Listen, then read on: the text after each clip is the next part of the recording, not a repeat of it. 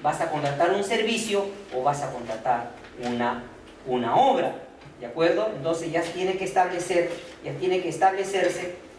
cuál va a ser el objeto de contratación.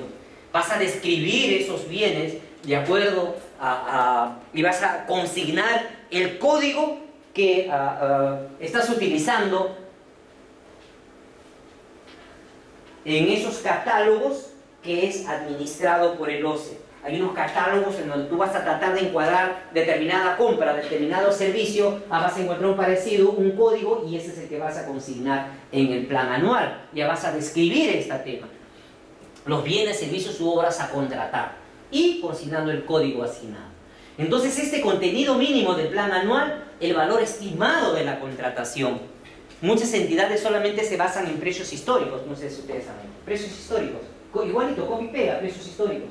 Pero nada obsta a que ya para elaborar el plan anual se acuda a las cotizaciones o se acuda al estudio de las fuentes. Eso ya lo vamos a ver, nada obsta. Yo no sé si lo harán. Mayormente creo que no lo hacen. Y recurren solamente a precios históricos. Y si no tienes en cuenta índices de actualización, es desastroso. Ese valor estimado va a tener una consecuencia legal importante, porque es ahí este valor estimado, incluso cuando vas a calcular ya el valor referencial, cuando ya vas a aplicar el plan, vas a ejecutar el plan anual, vas a tener en cuenta ese valor estimado. Cuando ya vas a ejecutar el plan anual para calcular el valor referencial, ya vas a tener en cuenta ese requerimiento. O sea, lo importante que es también este valor estimado. ¿Y qué pasa si tú lo has hecho a un precio histórico, no te ha interesado actualizar nada, y cuando ya vas a ejecutar el plan anual, cuando calculas el valor referencial, o ahí vas a hacer el estudio de mercado, cuando vas a aplicar el plan anual, ahí vas a hacer el estudio de mercado. Aquí estamos supuestamente en un nivel de indagación del estudio de mercado. Eso quiere decir que muchas entidades solamente se van a precios históricos nada más. Entonces, el valor estimado, ¿qué pasa si el valor referencial, vamos a ver si se modifica hay una diferencia, vas a tener que modificar el plan anual? Entonces, la importancia pues del valor estimado también es relevante, ¿no? Porque en realidad yo recomiendo siempre utilizar cotizaciones ya algunas fuentes, para que tu valor estimado pues no sea algo que no va con la realidad.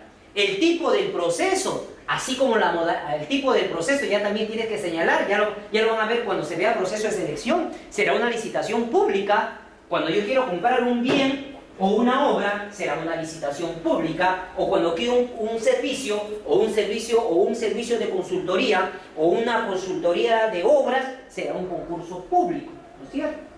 Ya ahí habrá un cuadro. Cuando vean proceso de selección, van a ver que hay un cuadro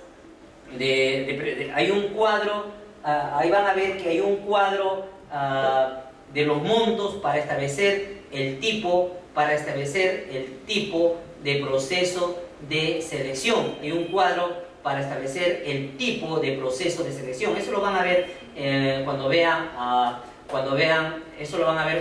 procesos. Pero ya les voy adelantando que ahí pues hay un cuadro donde se va a seleccionar el tipo de proceso de selección, ¿no? El tipo de proceso de selección. Bueno, acá no lo tengo aquí. Pero hay un cuadro en este tema, ¿sí? Que ustedes lo van a poder advertir cuando vean proceso de selección. Es decir, que el tipo de proceso de selección será por el objeto contractual,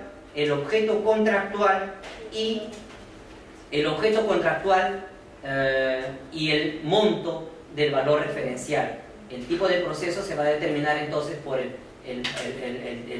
objeto contractual y el monto del valor referencial. Vamos a ver si acá lo tengo. Acá les van a dar ya un cuadro. Acá está el cuadro, ¿ven? Más o menos aquí está el cuadro que está establecido en la norma de presupuesto. ¿ya? Simplemente se va a identificar. Por ejemplo, y este cuadro les van a dar, si yo quiero una menor cuantía, a ver, quiero una menor cuantía de 30.000 soles. No, a ver, quiero comprar un bien de 30.000 soles. Acá está, menor cuantía. Quiero hacer una obra de, no sé, pues de 200.000 soles. Aquí está. ¿De acuerdo? Así voy determinando el tipo de proceso de selección. Esto ya lo van a ver cuando vean presupuestos. Más o menos se va encaminando así. Y la modalidad de selección. Sabemos que la modalidad de selección, también lo van a ver cuando vean proceso de selección, son la subasta inversa y el convenio marco, ¿no es cierto? Las modalidades del proceso de selección son la subasta inversa y el convenio marco. Los tipos de procesos de selección: licitación pública, concurso público, adjudicación directa pública, adjudicación directa selectiva, adjudicación de menor cuantía. Sin embargo, se habla de modalidades de los procesos de selección, son el convenio marco y la compra corporativa. ¿Qué quiere decir? Que si bien parten del proceso clásico, sin embargo tienen algunas particularidades que hacen que sean, pues, modalidades. ¿De acuerdo? La subasta inversa, mediante la subasta inversa, en una convocatoria, ¿de acuerdo? Las entidades van a seleccionar a una persona natural o jurídica sobre determinados bienes que están ya predeterminados por el OCE, ¿no es cierto? Hay fichas y ahí va a ver que ahí ya no se discute las características técnicas, porque eso ya están predeterminadas en las fichas que tiene el OCE, fichas electrónicas, sino ahí solamente se discute el precio. Gasolina, por ejemplo, la gasolina, o en cualquier grifo, de acuerdo, en teoría son la misma gasolina, ¿no? Ya, pero ahora se ha sacado, porque hasta en los grifos hacen sus jugaditas, ¿no? El pobre Carlos es el que sufre a veces, ¿no? Con las distorsiones que le hacen. Pero en teoría, sobre un octanaje es igual aquí, allá, acullá. Ahí lo único que cabe discutir es el precio, nada más. Igual, gasolina, ¿de acuerdo? Entonces, un tema de subasta inversa, medicamentos también, y una serie de temas. Aquí, pues, vamos a ver en subasta inversa, donde, si bien en el proceso clásico hay propuesta técnica, aquí no lo hay. No lo hay porque aquí no interesa discutir las especificaciones técnicas. Acá habrá un sobre de habilitación, por ejemplo. ¿De acuerdo? Ahí no hay propuesta técnica. Aquí solamente cabe discutir el precio nada más, en la subasta inversa. Y donde habrá, pues, algo que se llama... perdón. Siga. Habrá un tema de puja de las propuestas, subasta. Yo doy tanto, yo ofrezco 100, yo 90, yo 80. Ya eso es todo un tema, eso que lo van a ver en proceso de servicio. Y donde aquí, por ejemplo, en subasta inversa, tienen que quedar mínimo 2 propuestas para que yo la pueda aprobar. En un proceso clásico basta que quede una propuesta. Son esas variaciones que van habiendo. Por eso se le llama modalidad. Y la otra modalidad es el convenio marco. Ya cuando en el convenio marco, aquí en la subasta inversa, quien hace la convocatoria son las entidades en base a las fichas que tiene el OCE. En cambio, en el convenio marco es el OCE quien hace esa convocatoria. ¿Para qué? Para seleccionar a varios proveedores que ellos van a ganar. Si ganan, van a firmar un convenio marco y el derecho a que, por ejemplo, su empresa XA ingrese a una ficha de catalogación, ingresa su producto como un catálogo. No, contemos que ahí está esta empresa, estas especificaciones. Y cuando, por ejemplo, hay un requerimiento y logística, lo que tiene que ver primero, ya vamos a ver cuando se ejecute el plan anual también, tiene que ver si está ese producto está en convenio marco, o está en la ficha de catalogación de convenio marco, o en subasta inversa. Y si están ahí, está obligado a comprar en esas modalidades. Claro que también habrá posibilidad de exceptuarse de las compras por convenio marco o subasta inversa, pidiendo una solicitud al OCE, si es que por la vía clásica tengas mayor beneficio para la entidad. Entonces, esas son modalidades que también lo van a ver, estamos viendo a grandes rasgos, modalidades de selección. La fuente de financiamiento. Las fuentes de financiamiento, ya saben, todas las entidades igual, dinero, recursos ordinarios que le da el Estado, recursos directamente recaudados, canon, ¿de acuerdo?, por la explotación de sus riquezas naturales, y una serie de aspecto económico, cómo es que se va a financiar esa contratación, la fuente de financiamiento, el tipo de moneda.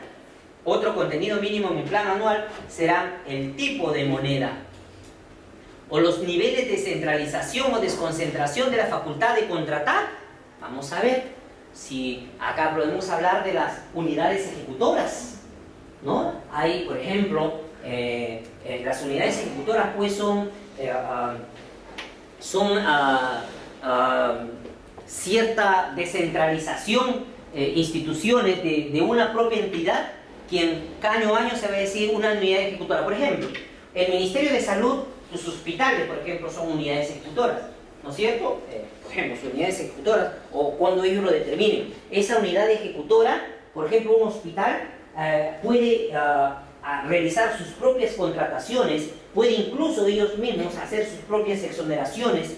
Esa entidad pues tiene autonomía, siempre en cuando tenga autonomía presupuestal, autonomía económica, autonomía administrativa, mediante las cuales van a poder hacer contrataciones. Unidades ejecutoras, muy importante que las entidades se con unidades ejecutoras.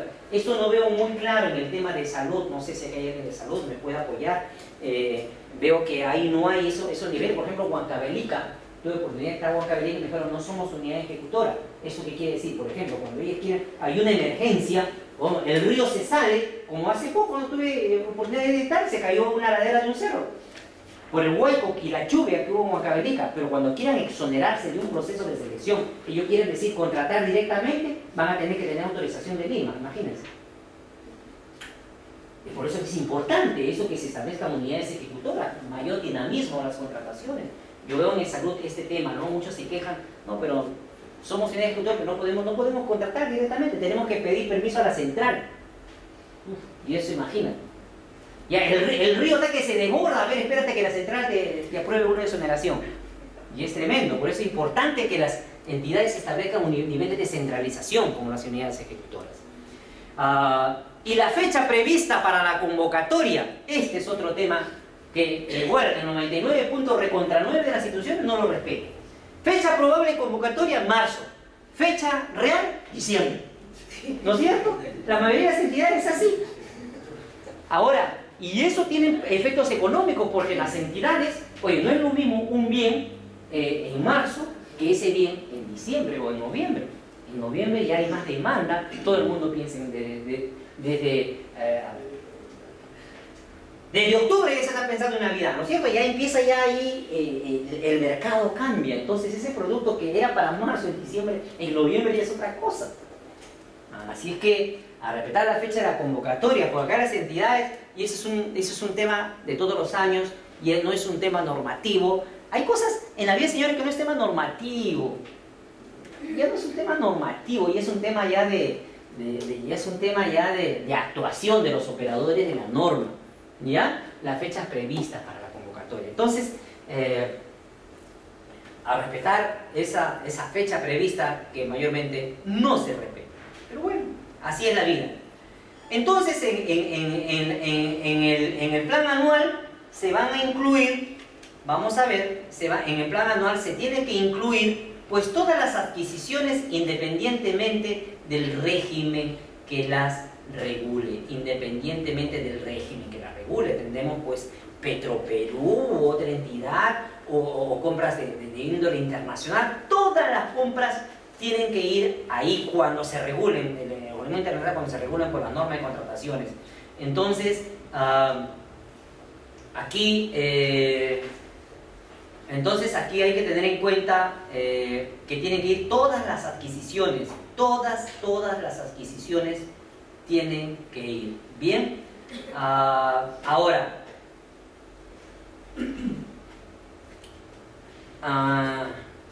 lo único que no es obligatorio incluir son las adjudicaciones de menor cuantía no programables. Hace poco me llama una alumna, me dice, uy, nos ha caído Contraloría y en el plan anual teníamos convocado, no sé, un porcentaje de menores cuantías, pero en menores cuantías no programables hemos sacado el 200% más. Y eso pasa. Las entidades. ¿Y cuándo es una adjudicación de menor cuantía no programable? Es aquella cuando no ha podido ser prevista al momento de la aprobación del plan anual. Esa es una adjudicación de menor cuantía no programable. Cuando no ha podido ser prevista al momento de la aprobación del plan anual. Pero si ha podido ser previsto, señores, eso ni hablar, no es una menor cuantía no programable. Y lo que sucede en la realidad es que se sacan menores cuantías que son recontra programables, pero se saca como no programables. ¿Y se sustenta? No se sustenta. Se pone simplemente no programable, miren qué sustento. ¿O no? Se pone no programable, ya, suficiente con eso, suficiente. No. ¿De acuerdo? Muy bien. Entonces aquí en el plan anual también, ¿qué pasa si un proceso pues ha declarado desierto el 2011? Entonces, y eso lo vas a convocar el 2012, tienes que precisar que deviene de un desierto. ¿O qué pasa si el 2011 un proceso quedó nulo por temas de los actos preparatorios, de los requisitos técnicos mínimos, y lo quiero convocar después? Tendrás que precisar ese tema. Todo tiene que ir precisado en el plan anual. Ninguna convocatoria es válida si no está en el plan anual. ¿De acuerdo? Si no está en el plan anual.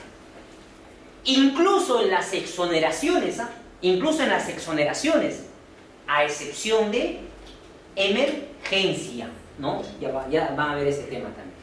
Todas las contrataciones tienen que ir en plan anual, claro, pero ahora aquí tenemos que ver que la aprobación del plan anual es por el titular de la entidad. Esto ya es un tema que no quisiera repetirlo, es un tema de plazos. Se aprobará de 15 días hábiles de aprobado el PIA, y la publicación es un plazo no mayor de 5 días hábiles de aprobado el documento de aprobación. Habrá situaciones excepcionales donde no hay, por ejemplo, internet, en que las entidades pues tendrán que de alguna manera comunicar al OCE, quien sin embargo remitir al OCE, quien de alguna manera le dará publicidad. Y las modificaciones del plan anual. Estamos tratando de terminar este aspecto del plan anual a entrar al expediente de contratación, pero no sin antes ver la importancia de este instrumento de gestión, la programación. Y precisamente muchas veces por defectos en la programación es que se tiene que modificar muchas veces. Yo veo instituciones que hasta 40 veces al año se modifica el plan anual, cuando las modificaciones son por temas de asignación presupuestal. Oye, mira, cuando yo programé solamente tenía esa cantidad de plata, pero me ingresó más plata. Asignación presupuestal. Ahí sí está justificado la modificación del plan anual. O por reprogramación de metas institucionales. Yo quería este tema, quería una consultoría, pero hoy ya no quiero otra cosa. Tendré que modificar mi plan anual. Reprogramación, y que constantemente se van realizando reprogramación de metas institucionales. Esta figurita también por reprogramación de metas institucionales a veces es mal utilizada cuando cuestiones que han debido ser programadas. Reprogramación cuando ha podido ser programado. Ahora, ¿qué pasa si ese valor, se acuerdan de ese valor estimado que les dije, el valor estimado? Cuando estamos elaborando el plan anual, ¿qué pasa si al momento de ejecutar ya el plan anual, oye, ¿cuándo se va a realizar la convocatoria? En marzo, ya estamos en mayo. En mayo hacemos la determinación del estudio de mercado y vemos que el valor referencial, que hemos calculado cuando ya estamos ejecutando el plan anual, oye, difiere en más del 25% de ese valor estimado que se calculó en el plan anual. Modificaremos el plan. Es decir, que cuando se modifica, cuando se varíe el 25% del valor referencial calculado al momento de ejecutar el plan anual, de ese valor estimado que lo incluimos para la elaboración del plan anual, y eso varíe el tipo de proceso, tendremos que modificar. Y las evaluaciones,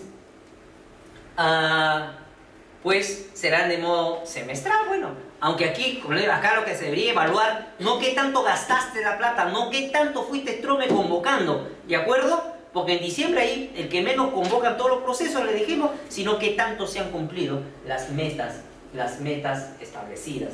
Que tanto se han cumplido las metas. Bien, señores, sí, joven. Una consulta. Por favor. Si varía solo el 25%, ya de por sí ya se tiene que modificar el plan anual, o solo si varía el 25% y además se... Varíe 25% y varíe el tipo de selección. Y, los dos. Y. Es conjuntivo. ¿Ya?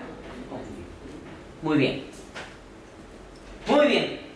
Vamos a expediente de contratación. Acá vamos a ver, ya vamos a ver cuando vemos requisitos técnicos mínimos, expediente de contratación. ¿Ya? Acá ya estamos, ya pasamos la etapa de programación, ya pasamos la etapa de instrumento, ya pasamos ese gran momento de la programación, de las coordinaciones, de presupuesto, del plan anual. Ya tenemos nuestro plan anual, ya vamos a convocar. Ahí vamos a hablar del famoso expediente de contratación. Acá ya entra una serie de presupuestos. ¿De acuerdo? Sara, muy bien, muy bien. El expediente de contratación. ¿Qué es lo que debe ir en el expediente de contratación? Todos los documentos, ¿de acuerdo? Desde el requerimiento que hace el área usuaria hasta realizado el pago. Ojo, señores, para los que recién están ingresando, ya pasamos esa etapa de que las áreas usuarias hacen su cuadro de necesidades, sus requerimientos iniciales, ¿no es cierto? Ya hemos pasado esa etapa. Ya hemos pasado. ¿Cuándo se va a convocar? Mayo, ya. Aquí las entidades, las áreas usuarias hacen su requerimiento. ¿De acuerdo? ¿De acuerdo, señores? Las áreas usuarias hacen su requerimiento. ¿Bien? Y aquí con ese requerimiento se va a generar pues el expediente de contratación. Y ahí van a ir todas aquellas documentaciones, ya lo vamos a ver en el expediente de contratación. El requerimiento, el estudio de mercado, la certificación presupuestal, la aprobación del expediente de contratación, la designación del comité especial, la elaboración de las bases, toda la documentación desde las ofertas no ganadoras, que son aquellas que han sido admitidas pero no han ganado. La disponibilidad de recursos y su fuente de financiamiento. Ojo que vamos a ver que cuando, por ejemplo, determinemos el valor referencial, vamos a presupuesto. Oye, ¿hay plata o no? Sí, tienen presupuesto. Pero cuando te dan la certificación presupuestal no quiere decir que tengas plata en ese momento, sino que hay la disponibilidad para afectar parte del presupuesto, y cuando vas a realizar el compromiso y el pago, habrá disponibilidad presupuestal. Pero no significa que cuando hay disponibilidad tengas plata, sino estás afectando parte del presupuesto. Entonces, vamos a ver los instrumentos que están dando, y las ofertas no ganadoras también van. La disponibilidad de recursos, fuente de financiamiento. ¿Qué más? Y también el expediente, todo ese expediente estará en custodia del órgano encargado de contrataciones. Claro, siempre y cuando ese expediente de contratación va a estar en manos del comité mediante el cual realice el proceso de selección. Ahora, ese expediente de contratación tiene entonces va desde el requerimiento hasta el pago. Es decir, aquellas constancias del pago también tienen que, con esto se cierra el expediente. Es por eso que hay procesos, a veces la entidad, antes pues, o yo no sé si ya estará cambiando con las nuevas modificatorias que han habido, no sé, ustedes cuéntenme, ¿no? A ver, por ejemplo, la entidad a veces tiene costumbre de pagar no solamente no en el tiempo, sino te paga los 3, 4 meses, o te paga después de un año, o nunca te paga. Esa también es otra gran problemática de las entidades, ¿no? Y esa es una gran problemática de las entidades. A veces eso se presta también a conductas arbitrarias de algunas entidades, ¿no? Pero bueno. Mientras no se realice el pago, ese expediente está vivo. No ha culminado. No ha culminado. No se cierra el expediente. no culmina la contratación. La contratación culmina con el pago. Oye, pasó un año, no me pago, ese expediente, eso está vigente. Esa contratación está vigente, porque culmina con el pago. ¿De acuerdo? Entonces el expediente de contratación también va a servir para efectos de control, pues. Para efectos de control, usted ya pasó de logística o ya usted dio una opinión para una determinada contratación, un determinado tema. Ya, usted ya salió, usted ya está en el ámbito privado, ha descubierto otra faceta en su vida que le va muy bien. Y pasaron 3 años, 4 años, usted está feliz de la vida, o 3 años, le llega una notificación de la Contraloría, ¿no? Porque todo prescribe a los 4 años. Es decir, el expediente de contratación, 4 años, si usted hizo algo mal, lo van a corretear a donde usted esté. Ahora, si usted ya no trabaja en la entidad, ojo que lo pueden multar. Sin perjuicio de la denuncia, de la demanda civil. El hecho que nosotros dejemos de trabajar en una entidad, ello no es obvio a que la entidad nos pueda multar hasta 12 UIT. ¿Cuánto está una UIT? Multiplíquenlo por 12, casi 30 y tantos mil soles. Claro, acá sería correcto que las entidades multen por cualquier infracción que se pueda cometer cuando estabas en relación con la entidad. Puede ser administrativa, la que quieras. Pero es lamentable que a veces algunas entidades utilicen estas figuras para pensar de represión por temas personales. El jefe se peleó con la operadora de logística porque no le hizo caso en alguna disposición que ella hizo valer su posición, lo corretea. Yo conozco una alumna, señorita, que por temas de integración de las bases, por temas no hizo caso y la ha inhabilitado 5 años para contratar con el Estado. Y cuando esa medida de 5 años está, pues, yo entiendo para una persona que ha cometido algo grave, ¿no? Algo efectivamente grave. También son cosas de la realidad que no deberían pasar, pero bueno. Y la señorita me llama, me dice, oye, me han inhabilitado 5 años. Justo se iba a casar, ya no se va a casar. El que más afectado es el novio. Claro, me han malogrado la vida. A ver, jóvenes, 5 años inhabilitados, ya pues, nadie te va a contratar. Queda marcado. Ya saben que eso registran en la PCM, creo que están. ¿No te contrata nadie en el Estado o en el privado y el Estado? No, en el Estado. Para el Estado. Te friegan la vida. Te friegan la vida. Pero eso se puede ir a proceso contencioso administrativo. Sí, sí, se puede ir al contencioso administrativo. Sí, efectivamente, puede ser materia de contencioso administrativo, pero a veces el contencioso administrativo tiene el tema que pueden pasar 7 años y pasan 7 generaciones tuyas y sigues en contencioso administrativo. Por eso que ese es un tema, ¿no? Ah, claro, otro tema que pasa, bueno, sacas una medida cautelar, quieres dejar sin efecto una resolución, un amparo te puede durar 1 año. Se supone que un amparo es una medida rápida, dice la norma, para proteger los derechos constitucionales en 1 año. Y sacas una, o no, 2 años, 3 años, un proceso de amparo. Pero una medida cautelar, 1 año. Y eso que estás todos los días ahí en la puerta esperando a una juez, ya 1 año. Pero hay otros que lo sacan en 1 semana. Y eso ya vemos que no es regular. Eso ya hay otras cosas, ¿no? Es por eso que es importante que las entidades solucionen su problema. A mí no sé, yo veo entidad, a mí no sé, me nublo, no sé qué me da, pero cuando un funcionario me dice, sí, pues, pero, bueno, usted ha citado muy bien que hay la vía competente, ¿no es cierto? Pero a veces hay entidades que te dicen, ya, pues, además vete al contencioso administrativo. Yo como titular de entidad saco un acto, cuestióname en el acto administrativo. Es tu derecho, todavía dice. Es tu derecho, ahí lo estás mandando a la nada. Es tremendo eso, pero bueno. Cosas de la vida real. Entonces, las necesidades son el área usuaria.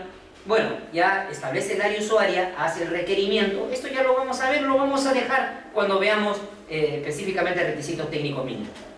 Bien, el expediente de contratación, ¿cuál es su finalidad? Contar con la información pues técnica, económica, selectiva, ya para obtener una buena oferta, digamos, ¿no es cierto? Buscar una buena oferta.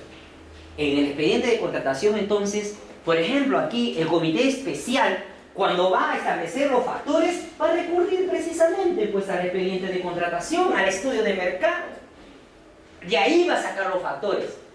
No es que el comité en ese momento se inspire, ¿qué opino? ¿Qué saco factores? No, sino va del expediente de contratación, va a sacar toda la información.